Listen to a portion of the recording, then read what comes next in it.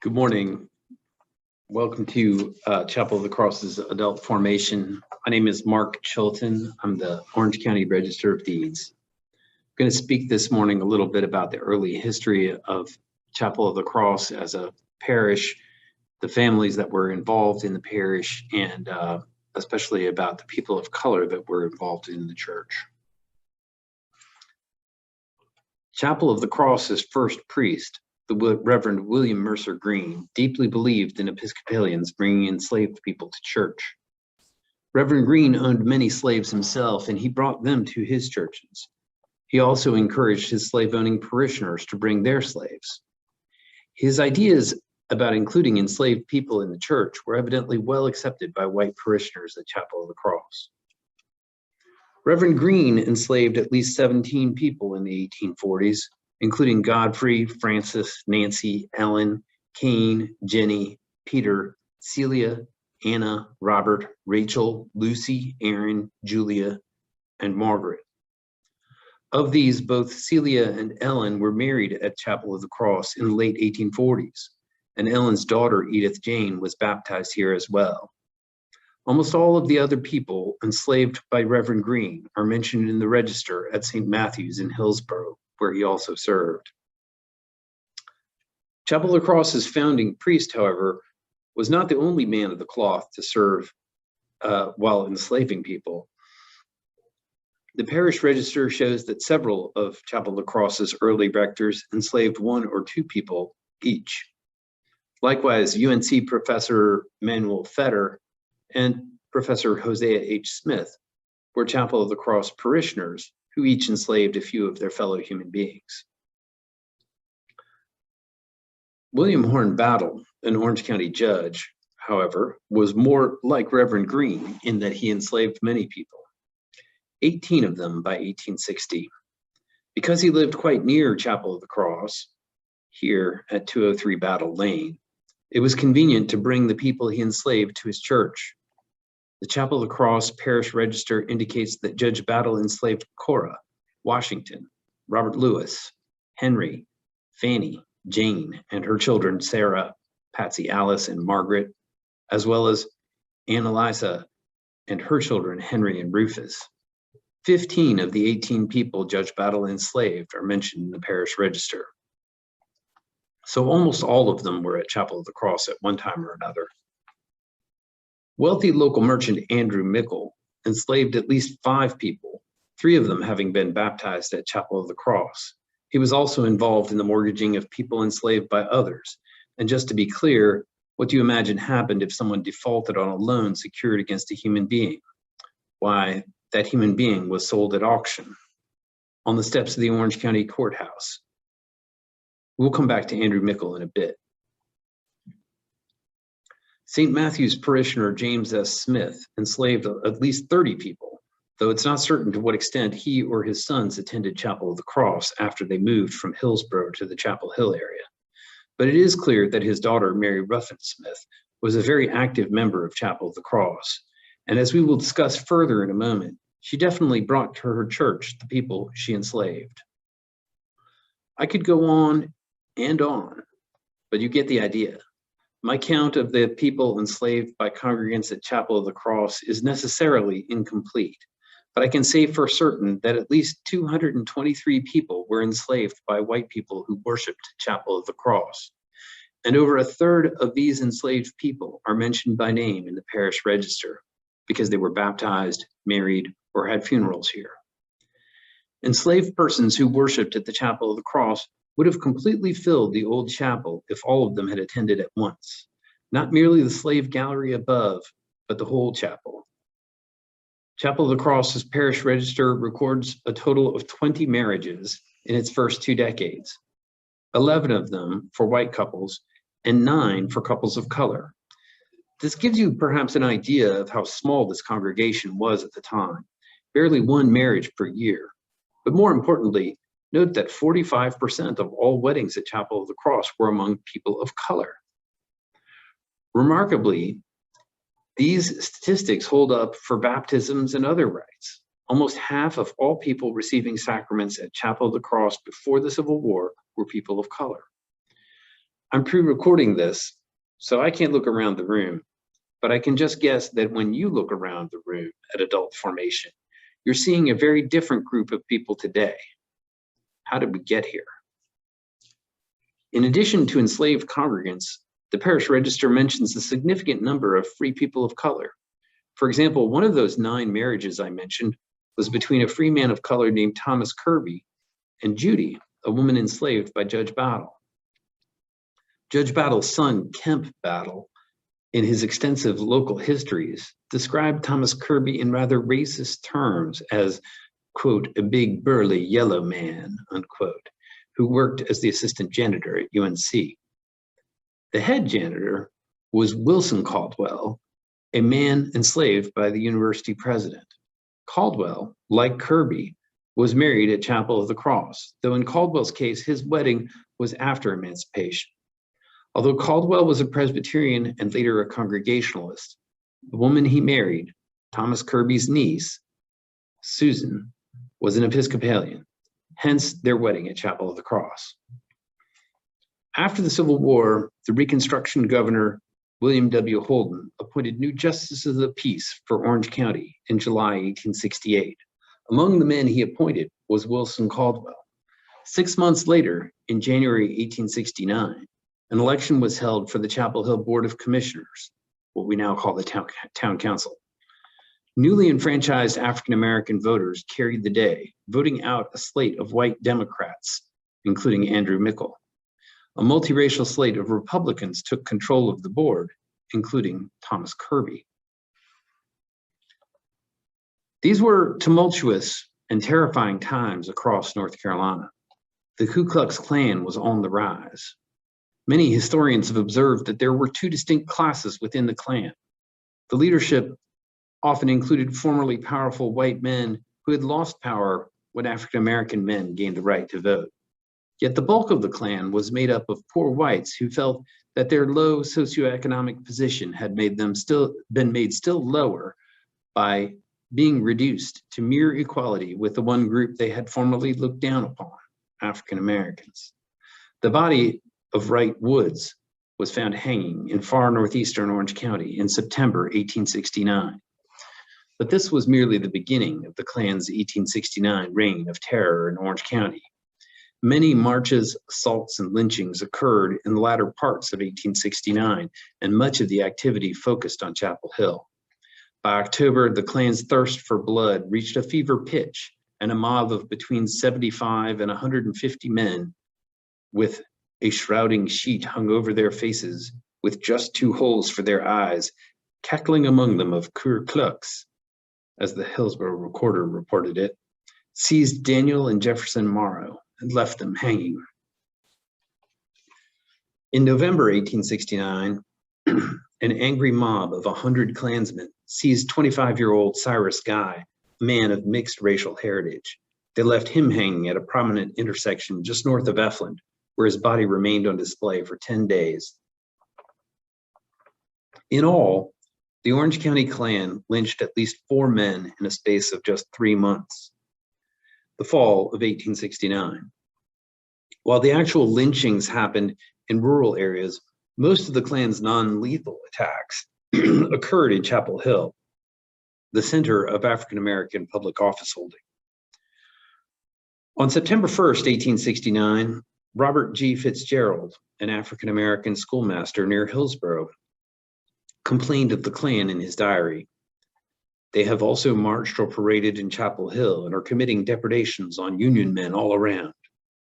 The very next day, night riders beat African Americans in Chapel Hill, compelled a Negro Republican leader, evidently Thomas Kirby, to swear his support for the Conservative Party, and hurled stones at the home of Wilson Caldwell's father. By September 22nd, a white Republican in Chapel Hill found the situation so intolerable that he wrote to Governor Holden complaining that it has become no uncommon thing to see 40 to 50 Ku Klux rowdying up and down through the streets of this village at the late hour of 12 o'clock. 3 days later, Robert Fitzgerald recorded in his diary that his brother Richard saw a number of men supposed to be KKKs in Chapel Hill, and he was informed they are to march tonight. The Hillsborough Recorder summed it up succinctly. Chapel Hill has the Ku Klux fever.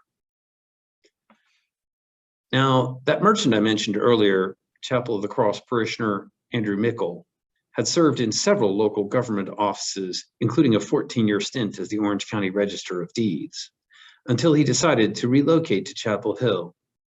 He transferred to the Chapel of the Cross from St. Matthew's in 1849. By 1855, Mickel was the treasurer of the village, and by 1859, he was on the Chapel Hill Board of Commissioners as well. In 1860, Andrew Mickel was enslaving 6 people and had some $90,000 in assets, having become one of the most successful merchants in Chapel Hill. But he lost his human property when the Union Army occupied Chapel Hill in April 1865. Soon after, Mickel's mercantile customers were unable to pay their debts to him, and of course his Confederate dollars were worthless. He was in deep financial trouble. By the 1870 census, his household's assets had dropped to $2,200, down 97% from a decade earlier. Kemp Battle related that during Wilson Caldwell's time as a justice of peace, a case arose in which an African-American man filed criminal charges against former professor and Chapel of the Cross parishioner Hosea H. Smith for the theft of a dog. Battle understatedly noted how, quote, an ex-slave and university servant sitting in judgment on an ex-professor was a novel spectacle to Southern people. Under tremendous pressure, Caldwell judiciously sidestepped this political landmine by ruling that the case should be dismissed as a criminal complaint and pursued as a civil matter, a ruling which protected the white professor from criminal prosecution, but did not close the door to justice for the African-American complainant. Years later, Judge Battle's son wrote of Caldwell's, quote, peculiar fitness for his work, his uncommon good sense and tact, and the propriety of his conduct, which maintained the confidence and esteem of the faculty. While Caldwell's deftness in handling the politically charged atmosphere of Reconstruction Chapel Hill met with Kemp Battle's approval, Andrew Mickel evidently felt quite differently. Just days after yet another Klan riot in Chapel Hill, and near the peak of the Klan's 1869 reign of terror, Andrew Mickel pursued a more law-abiding course of opposing African Americans in local government. He called to order a meeting of prominent white Chapel Hillians, which included, among others, some of his fellow parishioners at Chapel of the Cross. The meeting resolved to censure Governor Holden for, quote, refusing to appoint white magistrates, thereby putting the whole administration of the law in the hands of the Negroes. Andrew Mickel must have been outraged when Chapel Hill's newly enfranchised African-American voters ousted him and his friends in favor of the Republicans, one of them his fellow parishioner Thomas Kirby. Bankrupted and voted out of office, Mickel could not abide being governed by a board that included African Americans. So he and his allies staged an unauthorized, quote, election, unquote, which purported to replace the entire Board of Commissioners in February 1870. The new officials, quote unquote, largely the same group who had met 4 months earlier to complain about Justice of the Peace Wilson Caldwell, appointed Mickel as their purported mayor. The legitimate board appointed a commissioner to meet with Mickel and the other pretenders to demand that they stop their illegal proceedings. Mickel and company quickly conceded, after which the commissioner was inclined to let the pretenders off without prosecution because, he said, it seemed to have been a good faith misunderstanding. But the Klan's raids on Chapel Hill, the lynchings elsewhere in Orange County, and Mickel and company's earlier protests against Wilson Caldwell make good faith a bit hard to imagine. This supposed election happened just 2 days after the White Brotherhood made a nighttime raid 25 miles west of Chapel Hill, kidnapping Alamance County's first African-American official, Graham Town Board member Wyatt Outlaw. His body was left hanging from a tree in the Alamance Courthouse Square, by the way, the very same spot where a Confederate monument would be erected 44 years later. While on the surface, Mickel's spurious election in February 1870 appears inconsequential, Mickel's efforts and the Klan's reign of terror evidently had a dispiriting effect on the Republican-controlled Chapel Hill Board of Commissioners. Over the course of 6 weeks, starting in April 1870, 4 of the 5 members of the board resigned, including Thomas Kirby. Conservative Democrats won control of the General Assembly in the fall election of 1870. The new General Assembly impeached Governor Holden for his zealous prosecution of the Ku Klux Klan, and he was removed from office March 22, 1871. With many African-American voters in Chapel Hill afraid to cast ballots, all of Chapel Hill's remaining Republican commissioners were voted out of office 6 weeks later at the next municipal election. Thomas Kirby never returned to public office, but Andrew Mickel fared better. He was elected mayor in 1874. Another 80 years would pass before another African American served on the Chapel Hill Town Council. No parishioners attended Chapel of the Cross during Reconstruction because the church went dormant from 1868 to 1874.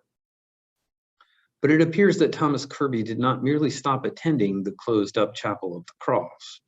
He affirmatively quit the Episcopal Church altogether. While I cannot speak for Thomas Kirby, it seems likely to me that at least part of the reason for his departure was that he no longer wanted to associate with people like Andrew Mickel, who would accept him as a member of their church, but not as a member of their government. In 1870, Thomas Kirby became a founding member of the First Baptist Church in downtown Chapel Hill. By contrast, some African Americans who attended Chapel of the Cross before the Civil War came away with a very different perspective on Episcopalianism. As I mentioned earlier, Mary Ruffin Smith was a prominent white member of the Chapel of the Cross, whose family enslaved some 36 people. Her father owned thousands of acres and had many slaves, though as I mentioned, it appears he was more active in St. Matthew's rather than Chapel of the Cross. In the mid-1830s, Mary Ruffin Smith's father bought a slave named Harriet to look after his daughter. Harriet had very light-colored skin, and descendants supposed that her lineage was far more Cherokee than African. Her features are said to have been very beautiful, and her hair was long and hung down her back in loose curls. When Mary's brother Sidney returned home from college, he became obsessed with the beautiful and exotic Harriet. As an enslaved woman, Harriet had no one to protect her from Sidney Smith's very unwelcome advances. Mary could see what was happening in the Smith household and tried to get her father to do something about Sidney, but James S. Smith was evidently of the boys will be boys school of thought. While they still lived in Hillsborough, one night in 1843, Sidney broke down the barred door of Harriet's cabin, and after beating Harriet into submission, he raped her. This scenario played out time and again in 1843, until finally, Mary Ruffin Smith's older brother, Frank Smith, intervened, not out of sympathy for Harriet, but out of rivalry. One night, after yet another of Sidney's attacks on Harriet, Frank Smith beat his brother into unconsciousness. Sidney never went near Harriet again, but by that time, Harriet was already pregnant. When the infant was born, Harriet named her Cornelia.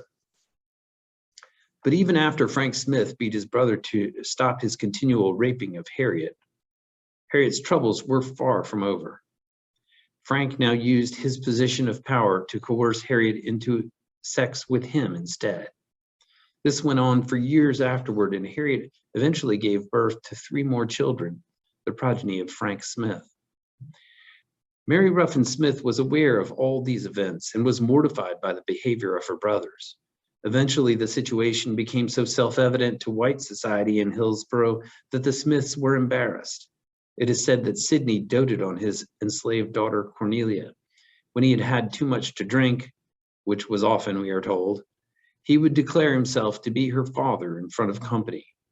Perhaps seeking to flee from the shame, the whole family moved from Hillsborough out to Smith Level Road just south of Carrboro. Perhaps the Smith men were too ashamed of their behavior to show their faces at Chapel of the Cross, but Mary Ruffin Smith was not. She became a regular communicant, and she routinely brought the woman she enslaved, Harriet, as well as her enslaved nieces and nephews, Harriet's children. In 1885, Mary Ruffin Smith's will left each of her formerly enslaved nieces and nephews 100 acres and $100. While the bequests Mary Ruffin Smith left to her former slaves could hardly be called stingy, they pale in comparison with the rest of her estate. Hundreds and hundreds of acres in Chatham County she left to the University of North Carolina, and almost 1,400 acres in Orange County she left to Chapel of the Cross, along with some lots in Chapel Hill and the rest of her cash. This legacy would 50 years later play a critical role in keeping Chapel of the Cross solvent during the Great Depression. Shortly after the Civil War, Cornelia Smith married that Hillsborough schoolmaster I mentioned earlier, Robert Fitzgerald, and they went on to have a family of their own. Quite unlike Thomas Kirby, Cornelia Smith Fitzgerald evidently doubled down on the Episcopal Church. She remained a steadfast Episcopalian, though she and her children would become founding members of St. Titus, the historically Black Episcopal Church in Durham. Cornelia's siblings went on to be involved in the founding of St. Michael's Episcopal Church in Charlotte. It seems that Harriet's descendants wanted to be Episcopalians, but they did not want to be second-class parishioners in majority white congregations. One of Cornelia's daughters, Agnes Fitzgerald, married another schoolteacher, William Murray, and among their children was a brilliant little girl they named Polly. Polly entered college at the age of 16 and was an outstanding student. Yet, when she applied to graduate school at the University of North Carolina, to which so much of Mary Ruffin Smith's estate had gone, Polly was rejected because she was Black. So she became the only woman at Howard Law School instead. She applied to do further graduate studies at Harvard University a few years later, but Harvard too rejected her because she was a woman. Undeterred, Polly Murray went to work for the NAACP Legal Defense Fund, fighting Jim Crow in the courts, but still held back by what she called Jane Crow. She was only the legal architect of the legal strategy that carried the day in Brown versus Board of Education, not the man who argued the case before the Supreme Court, merely the genius who supplied him with the argument. Like her mother, grandmother, and great-grandmother, Polly Murray was a lifelong Episcopalian. And although Jane Crow kept women out of Episcopal pulpits at the time, she received her Master's of Divinity in 1976. A year later, the Episcopal Church of the United States ordained its first 7 female priests. Polly Murray was the only woman of color among them. After her ordination, when it was time for the Reverend Polly Murray to give her first ever communion, she chose to share the body and blood of Christ at, of all places, the Chapel of the Cross, in the old sanctuary, looking up at the slave gallery where her ancestors had been relegated, right next to the baptismal font where William L. Saunders sponsored his niece's baptism just a year before he became the imperial wizard of the North Carolina Ku Klux Klan, and standing at the ornate carved lectern prominently bearing the name of the woman who enslaved her great-grandmother. Reverend Murray later wrote of this moment, "Whatever future ministry I might have as a priest, it was given to me that day to be a symbol of healing. All the strands of my life had come together, descendant of slave and of slave owner. I was empowered to minister the sacrament of one in whom there is no north or south, no black or white, no male or female, only the spirit of love and reconciliation drawing us all toward the goal of human wholeness." Thanks for joining us.